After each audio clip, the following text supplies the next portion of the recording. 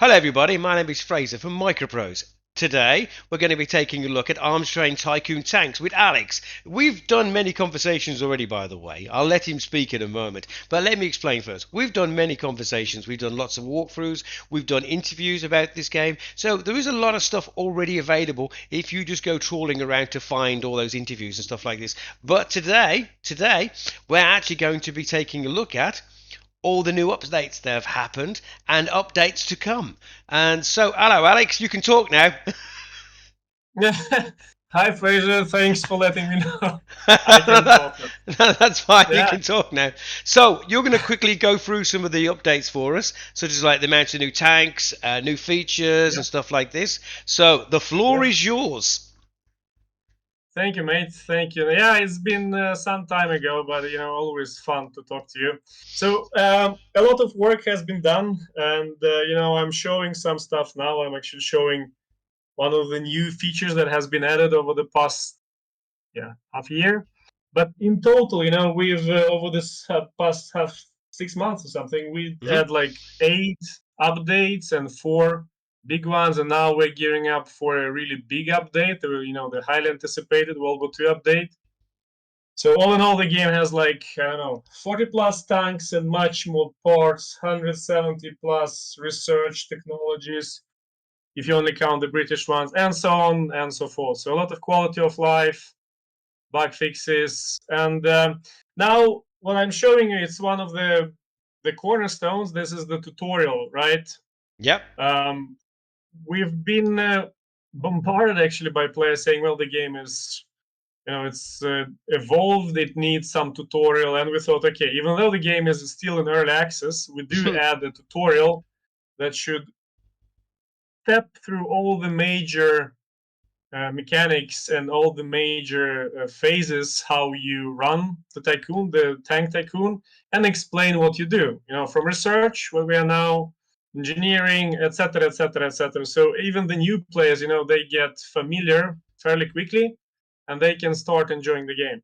All right. So as I said, I mean, there has been a lot of changes to the game, improvements and so on. And one of the things we're looking right now, that's the world map. So initially we had only this region that was playable, so it's Africa, and yeah, you see there's a lot Oh, of wow. territories and so on, but it was yeah, you see a lot of balls, right? A lot of the spheres, even though it looks a bit empty from this perspective. But we had Africa and Europe before, Hmm. and we expanded it, right? So if we go to the here, we can see now the North America is in play. United States is available to trade with. Canada To tra- still did there, you did intact. you? Yeah, I was just going to say, did you? You can't mention the to trade bit. Move on quickly. Yeah, let's go. So in the east we have this huge country which you might know, Yep. Russia. It's Hmm. huge. Further east we have Japan and China. So this looks empty, right? But in reality we are thinking to add some border lines as some feeling for the territory. It's not really empty. There's a lot of regions. If we look, if we look at Russia, let's go here. No, sorry, there. So it's 131 territories alone for Russia has been added. Compare with Wow. Germany, let's say And 25. Yeah, so 40 probably. British, how of, many? So 17 to so 60 plus. mhm. So the map has grown. The map has grown quite a bit, That's an understatement. and yeah, yeah, true. So what else do we have here? Yeah, the countries, the bigger countries like Russia, states, and so on, they have their own tank doctrines, right? Hmm. So they Yep. come with their own tank roles and their own demands. And of course, you have to navigate that to be successful in the game. Now you can see I have different zooms. So on this zoom, you see the different colors. So the blue means the country is available for the trade, and the golden means that, well, you're already trading with this country, right? Hmm. That means you can sell them the tanks. And this is a change. Before, all the countries were sort of sending you the contracts straight away. Yep. Uh, but now we have added this feature called trade office. You have to buy it, it has a maintenance, but you need to establish a trade office before you can start to sell. And the game helps you. See, it kind of tries to anticipate, is it a high demand, low demand, and so on, what you can expect from this country in terms of the demand of tanks. So let's build the trade office for Russia. And you can see what kind of tanks it's currently fielding. You have the all-terrain, you have the medium infantry. You see how many tanks it has, how many regiments. So now you can start to build your understanding of is it worth or not? Do you want to sign up for this country or not? And plan your actions. Yeah, what else? Yeah, you can see this obsolete tag, right? Yeah, oh, yeah. I was going to say, So what happens to the old tanks now? exactly, exactly. It wasn't there before. So before we could have ended up with a real weird situations where like Mark One tank was still being offered like in 1930s. Now it's not possible. Now the designs they get older and older until no country is using them. And this is the way for you to again to plan what you're designing, to plan what you are selling, and so and there won't be this weird situations when the same design is used for a big chunk of the game. What else? Yeah, this we can talk later. The icons, these icons, this is another addition. So the map, we want to make the map more dynamic. You can see when you're on this zoom, you see the countries when you have the trade office, they're marked with golden. On this zoom, you see this little house there in the corner, right? Oh, yeah. So that marks the countries again that you have the trade office. So independently of which zoom you are, you see can you trade or not. And actually, we want to have more of these icons. You'll be seeing icons like the cross swords marking the territories that are being where's the campaign going on, and so on and so forth. I have to say, the map was amazing, but I love the factory grounds. You've taken us to the factory grounds. What's new here? Yeah, I mean, there's as I said, I mean, there's a lot of new things spread over the game. Here now we're in the factory grounds, right? And we wanted to make it more user friendly. So there's a lot of quality of life and features that we see right now, but we can sort of step one by one and go through those. Let's start with this. Yeah, the resource foldings. So this is a new stuff that we added, and well, you can actually now not only purchase the resources from the different suppliers, but you can buy your own ironworks or steel mill and so on. Oh, that's Isn't neat. that cool? Oh, that is much better. And actually, if you own it, it should be cheaper. Exactly, exactly. So I mean, each plant or company, etc., it kind of pays off roughly in 3 or 4 years. But besides that, you gain this flexibility. You have a constant supply of resources coming to you, so you can plan things, right? You're not no longer based on assumption that this resource will be available. You have the supply coming, you can base your production, and to make it more simple, you see this little green stuff, Oh, yeah. this one I'm showing now. So without going into the buildings, you already see how much resources are you gaining from your resource holdings. So this is this kind of quality of life that we thought is really needed to limit all those clicking and opening different windows and so on. Oh, no, people like clicking. I'm sure they do. Well, as long as that's not the game about the clicking, right? Only about yeah, and this is important stuff actually. So how do you get the resources? Well, you get them as a part of this achievement rewards. So you have to progress in the game, and when you have earned enough of fame from the government, like I'm showing now, Mhm, then the government allows you to purchase this, strategic asset. All right, let's mhm. go to next one. Okay, anything else to show here? I'm Well, not so assuming. much. I mean, yes, I'm assuming if you own it, you can also sell that iron to other people as well. yeah. I mean, you can sell these resources as well, so that can be like a passive income in the times when you're out of cash. But let's look at the legal center. That's another addition. That's a new feature that we added. Hmm. So legal center deals with the different clauses, and these clauses they kind of allow you to get a better conditions. You have they come in different favors. So now we're looking, let's say, at the labor clause. You have a research clause. They're both active.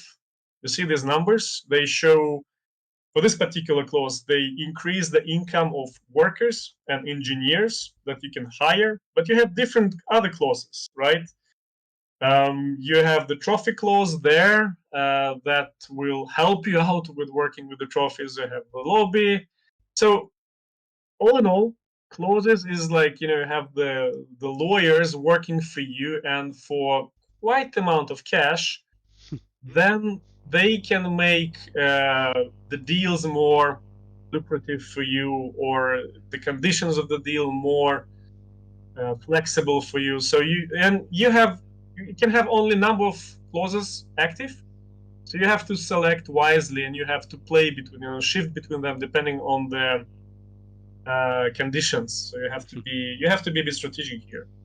So you built lawyers into a game.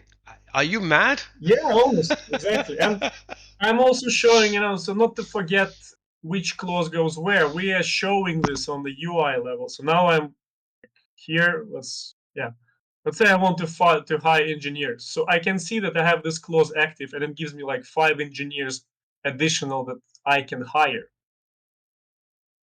And yeah, since we're here, this is another quality of life thing that we did.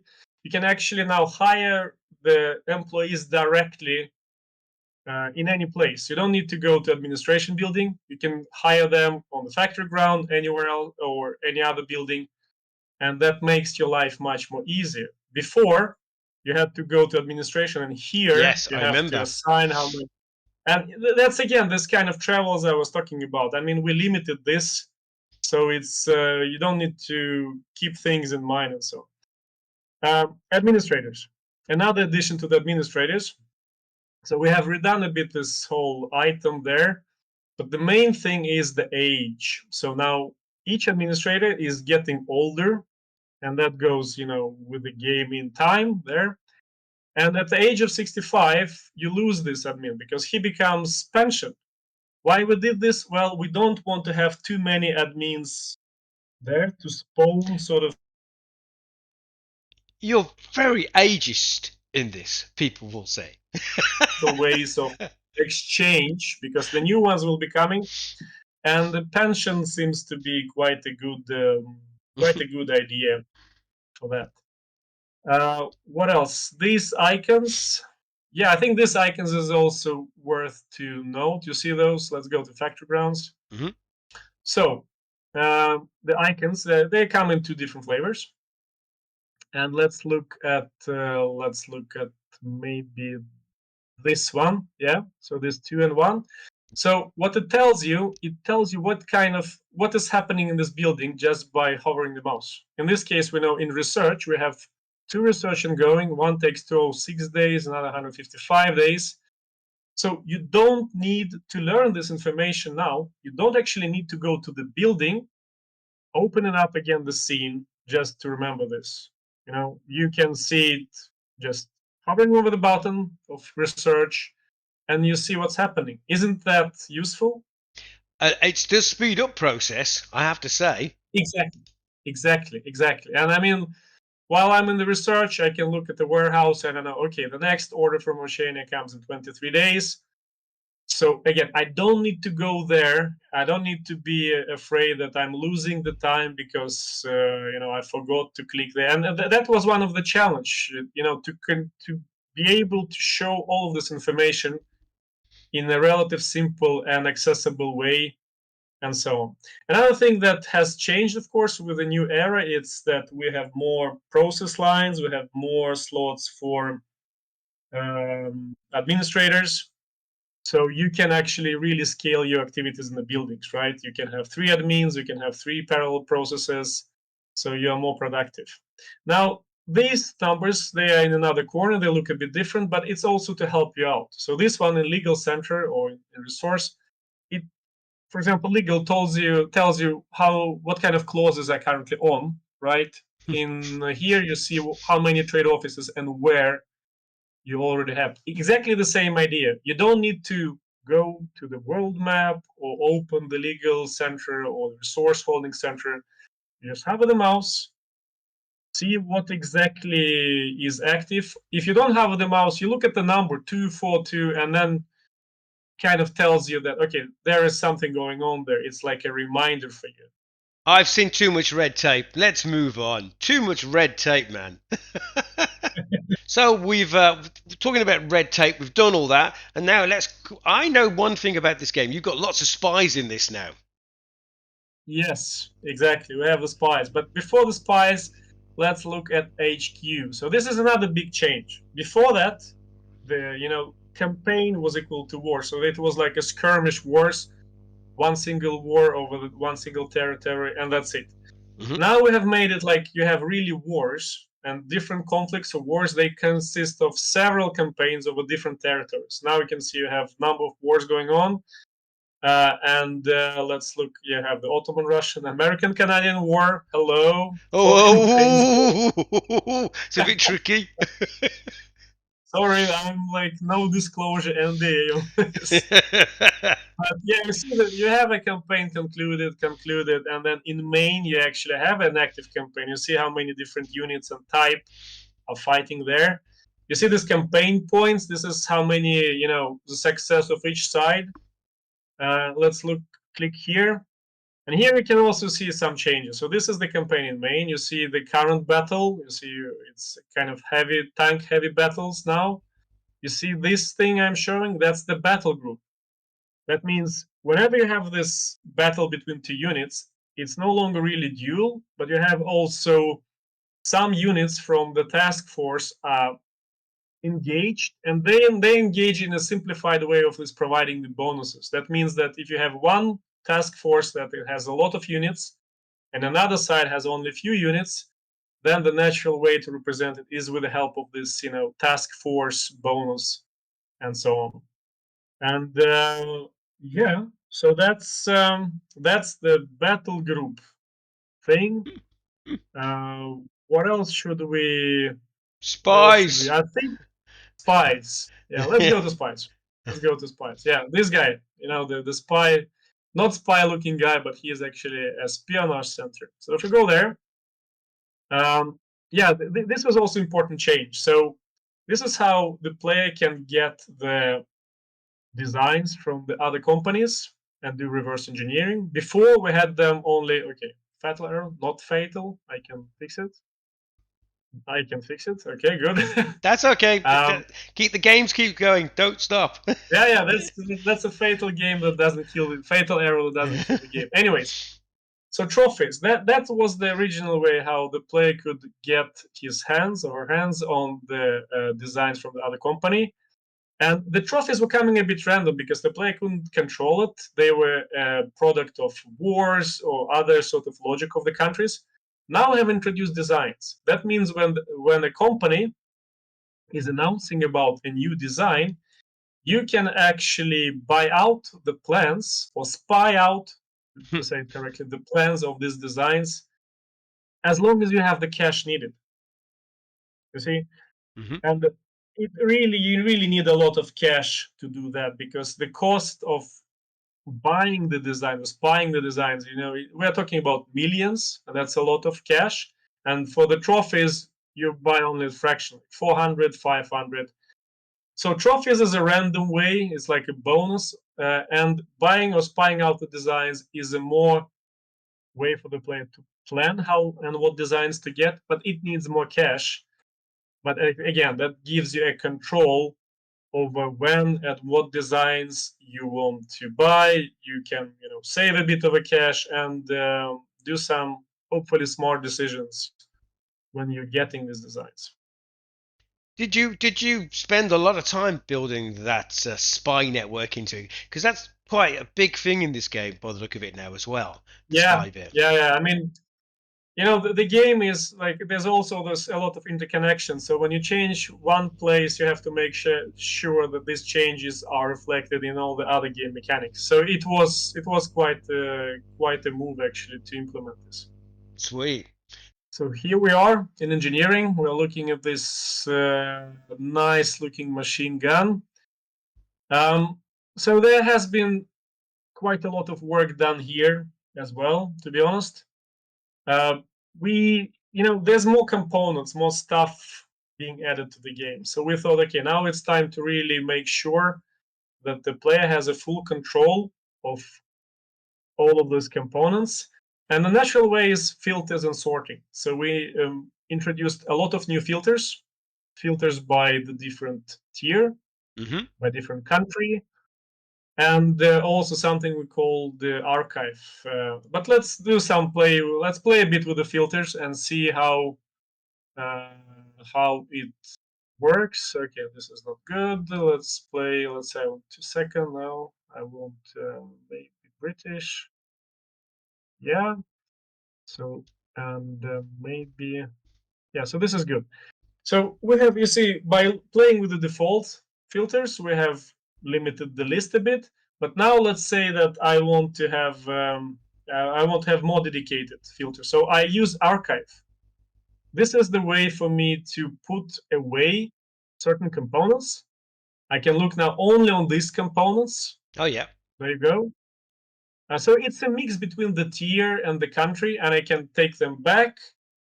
And with the help of archive, I can really I can look exactly at the things that I want to look, uh, that are not bounded by only the country or by the tier. Here, we have also done some work. We can see that you see the attributes. There's a lot of attributes in the game. To make it easier, we're not showing them individually, but we're also showing the sum. And it sounds maybe a bit small, but that was actually also requested change because some people they would like to play with the sums. They don't want to go in deep details in every single attribute. You say that. Tooltips, yeah, tooltip. Oh. Another thing, you see there, the Hmm. tooltip is now much more user friendly. So if you want to understand how this particular number is done, you just go it from top to bottom. You look at the components that affect this tooltip. You look at the sum. You look at the factors. So it's really you just browse from top to bottom and you directly understand it. There's no more percentage being taken. There's no more hidden numbers. It's all out there, and it should make life much more simpler. Now let's look at role attributes. So that's another new addition. What it means is, as I told you before, different tank roles, they're very important, right? Yep. So sometimes when you're engineering a machine gun or any other component, you want actually to fine tune it to a specific role. So here you can see all these roles currently available. And in engineering, you can select which role you want to use as a stencil for the design. Um, you see this, it has the information if design is obsolete or not. Let's do some filtering. Let's say let's take maybe, yeah, we can take the third one, right? Maybe countries, or maybe not. Yeah, well, that's fine. So we see if the design directly is obsolete or not. And this is a hint for you to know, okay, should you really bother about this design? Because if it's obsolete, it's going out fairly quickly, right? It's going to disappear and not interested. Here, you can see what exactly countries are using this design. Hmm. And that's really a big hint because, if you have only one country using the design, maybe it's not very popular, right? Um, and if you have, let's see, so France, stopgap, France, okay, no, sorry, not good enough. Let's look here. There we go. We have a multi-purpose tank. 6 countries are using it. So I rather actually develop a component that is fine-tuned for multi-purpose because then I know I'll have much more customers for that. This is also very important information. This tells us what attributes and what groups are important for this particular design. So for this one, firepower soft, important, protection, firepower hard. And again, I don't need to have a spreadsheet. I don't need anymore to make some screenshots. All of this information is available already at the design, at the engineering phase, sorry. And you can use that and min-max your components as much as you want to. Let's select the airborne. Okay, airborne has no relevant attributes. Well, that's because airborne, yeah, it's not really using, if you look here, it's not really using anything of firepower or soft. It's not interested in machine guns simply, only in the guns. So we need to, yeah, let's change the components. Oh, they're Okay, let's pretty. select one. Yeah, so this is the power unit, right? This is okay. It's a bit down on the bottom, but that will change soon. Let's reduce the clutter a bit. There, maybe here. Okay, and let's select. This is fire. This is sorry. This is yeah. We need something with a mobility because this is power unit, right? So Yeah. here we can already see for the airborne, mobility is important. It uses road speed, agility, and you see that not only the attributes, but you also see what values are anticipated. Your commercial teams have estimated how big is these values, what you should aim for if you want to sell according to this role. So let's select another engine. Let's see the same role. Okay, so this one is better off. You see, the road speed is already green, right? Yep. It's enough. The other two are red. And again, colors is also something that we Oh, added, that's so you don't beautiful. need to. Yeah, and now when we selected, the component, now it's start to fine tune. So we have to go in this what we call modifications. In this case, it's like a carburetor or anything else. And by playing with the different modifications, we can really bring the potential of this component. So we can really try to raise these numbers, uh, make them good enough, basically, so that we have higher chances to succeed when we're finally using this engine on that tank and trying to sell it. So now what I'm doing, I'm playing a bit with different transmissions. You see that whenever I change it, it's directly reflect. You see this plus and minuses showing there. Again, it makes it simpler for you to see which choice is better. The green, the red, the values. Okay, this is good. This you see how it affects the total sum. You see how it affects the individual components. Let's say I'm happy with this. I go to carburetors. This is not good. This is a bit better. Maybe this one. Um, yeah, so you have a lot of choice. Now I'm in the flywheel and I'm playing with the flywheel. So you have a lot of choices. Again, by playing with the filters, you can select those that you really want to focus. By selecting the role, you can see which direction you want to go for this component. And with all those colors and additional numbers showing up, you see if you're moving in the right direction or not. That's how it is intended to work now. I have to say, you can still fiddle around, but that engine looks beautiful, man. You've done a lot Thanks. of Thanks. yeah, done a lot of work on those engines and those models because they do look like they are the official engines. So I'm presuming you did a lot of research on that. And talking of Indeed. tanks, Indeed. yeah, talking of tanks, and my favourite subject, let's have a look at some tanks and some crazy things that you can do with like a Persian or a Tiger tank or something like that. Yeah. Let's go to the design bureau and do some funky designs there. All right. So now we're in design, and let's have a quick look at what the most important stuff of this. One of the most important stuff. What new tanks are added? Mm-hmm. Um, so let's start with the British tanks. Of course. Let's go through them. Let's see. Maybe again, let's make it review a bit easier for us. Um, let's see. Okay. Yeah, so truck, that's the one we're looking at now. This is the small little tanky there. That's the first one. We have Matilda. We have Cromwell. We have let's see. Okay, let's decrease the clutter. Let's leave only the British ones. So Tetrarch there, Matilda, Comet, Churchill, and actually Comet. This Oh, is that's lovely, probably man. thanks. Yeah, it's probably the top tier tank currently that there is in the game for Britain. So Hmm. let's look at other countries. Let's look at Germany. So there you have yeah, you can probably recognize those. We have the Yes. Panzerkampfwagen 4, right? There we have Hmm. this series. Let's look at this one. So this is the authentic design. That's how it used to look. And we have the Panzerkampfwagen 6 or Tiger. And this is actually not exactly the way the Tiger should look like. So I have already played a bit. Hmm. And you see I put another turret. This is the turret from East 2. So this is a Soviet turret put on top of the German tank. Uh, but let's make it authentic. Let's make it really German for this exercise. So we have the turret. Let's take a gun. This one is yeah. This is the vanilla tiger. This is Mm. how it should look like. It's beautiful, right? Yeah, it's amazing. Look at this. Look at this beast of a tank. But let's continue. So what else do we have to offer besides this one?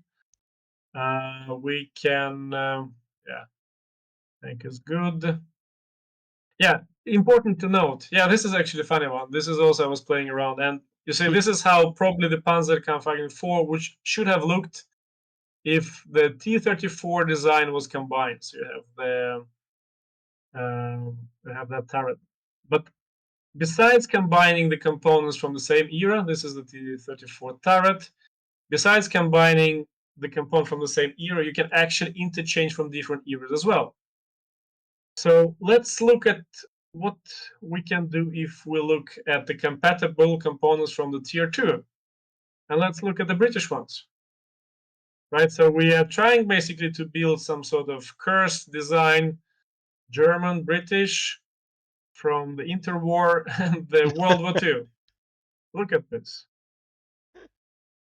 This is what you do if you really have no good running gear from the Second World War. I love these curse tanks that you can literally just do anything, any crazy idea. Yeah, that's actually that's really fun. I mean, this is personally when we have new tanks in the game, one of the first thing I do, I go and play. And now I'm building like the Warhammer tank. I took this the British interwar turret and look at this. I don't know how to call it, but it can shoot in all three directions. Let's put it like this. Okay, we go to the United States, and of course here we were basically forced to add this, the two iconic ones. So the Hmm. M3 Lee.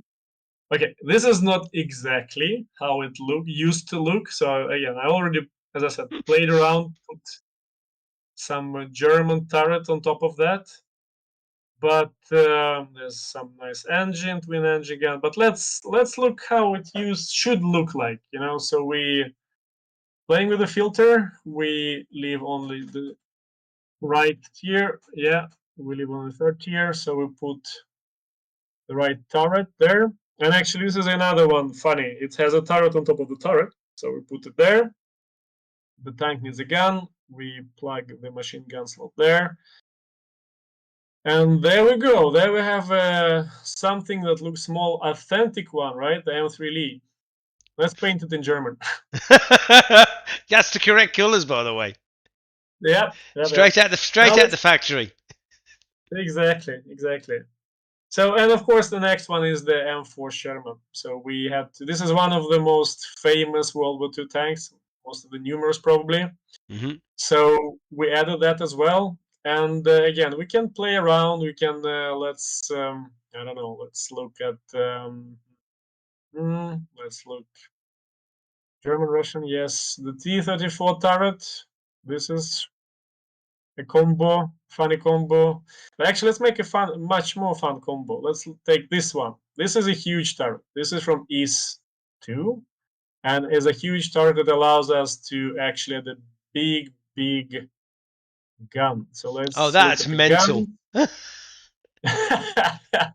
Yeah, let's take a big gun. I think the biggest one. So let me filter it a bit. Okay, and this is the big gun. Look at this. That's just nuts. I'm sorry.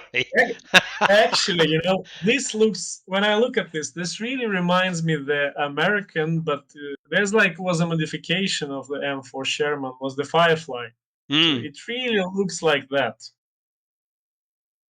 All right. So so these are the tanks, and if we look at finally we look at the Russian designs. Well, okay, we have of course the almost T-34-76. Again, let's put the right turret. That was a German turret. We place this is yeah this is more like it should look uh, when it's in the default combination. There we have it. And then the second Russian turret that is added, that's the East 2. That's the heavy one. That's the one we just played. We took the turret off and the big gun. Um, and yeah, we can play around further. We can make this combo. That's Do you the know? Do you know what? East 2. You know what? You're just going to sit here for hours doing this, but I think we've actually learnt quite a lot of the new features on the game.